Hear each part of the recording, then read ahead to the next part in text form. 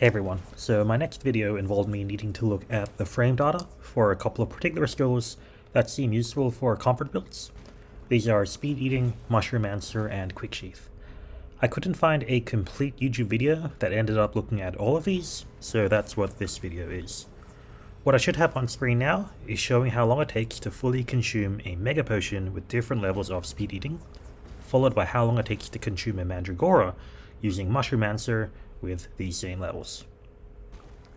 On the game screen, the eating animation is timed in seconds and frames.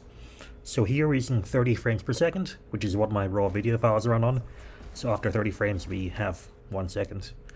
Above we have the same thing shown in seconds with decimals, which I feel like is a much more understandable value. But please note that all of these skills are timed by eye, and so each of these are probably a couple of frames off.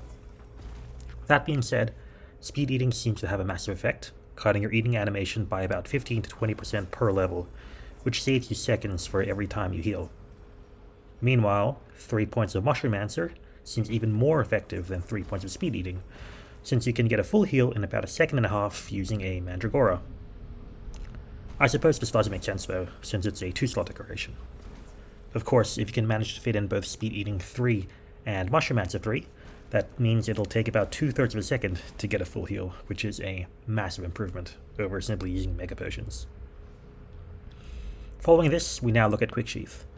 Again, we're measuring in seconds and frames, at 30 frames per second on the bottom, and in seconds with decimals up top.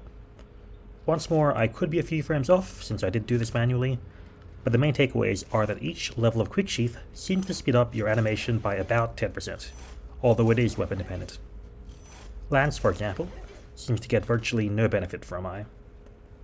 Outside of that though, since it is still mostly percentage based, it becomes almost completely useless on weapons that have fast sheath animations, like the dual blades, or the sword and shield, or the insect glaive, or light bowgun.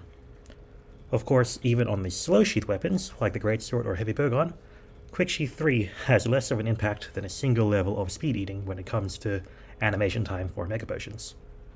So if all you want to do is to sheath and heal, then go for Speed Eating instead of Quick Sheath. In fact, even if you're healing via Mandragora or Max Potion, Quick Sheath is less effective than Speed Eating. As such, Quick Sheath seems mostly useless, unless you need to speed up your combos.